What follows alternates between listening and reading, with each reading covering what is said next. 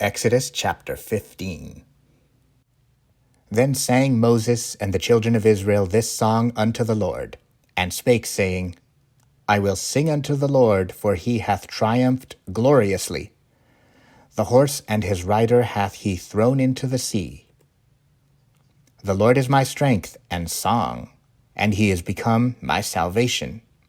He is my God, and I will prepare him an habitation, my father's God, and I will exalt him. The Lord is a man of war, the Lord is his name. Pharaoh's chariots and his host hath he cast into the sea. His chosen captains also are drowned in the Red Sea. The depths have covered them, they sank into the bottom as a stone. Thy right hand, O Lord, is become glorious in power. Thy right hand, O Lord, hath dashed in pieces the enemy. And in the greatness of thine excellency thou hast overthrown them that rose up against thee.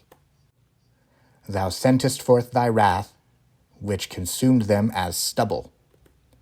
And with the blast of thy nostrils the waters were gathered together, the floods stood upright as an heap, and the depths were congealed in the heart of the sea. The enemy said, I will pursue, I will overtake, I will divide the spoil. My lust shall be satisfied upon them. I will draw my sword. My hand shall destroy them. Thou didst blow with thy wind.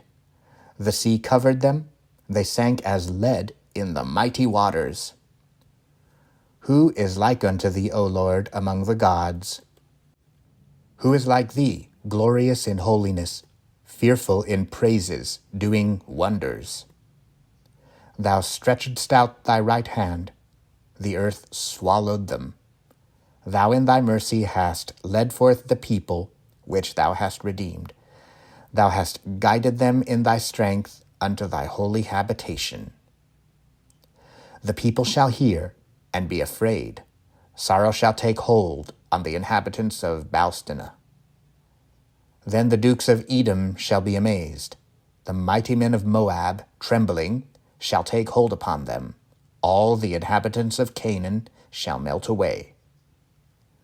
Fear and dread shall fall upon them. By the greatness of thine arm they shall be as still as a stone, till thy people pass over, O Lord, till the people pass over, which thou hast purchased. Thou shalt bring them in, and plant them in the mountain of thine inheritance, in the place, O Lord, which thou hast made for thee to dwell in the sanctuary, O Lord, which thy hands have established. The Lord shall reign forever and ever. For the horse of Pharaoh went in with his chariots and with his horsemen into the sea, and the Lord brought again the waters of the sea upon them. But the children of Israel went on dry land in the midst of the sea. And Miriam the prophetess, the sister of Aaron, took a timbrel in her hand, and all the women went out after her with timbrels and with dances. And Miriam answered them, Sing ye to the Lord, for he hath triumphed gloriously. The horse and his rider hath he thrown into the sea. So Moses brought Israel from the Red Sea, and they went out into the wilderness of Shur.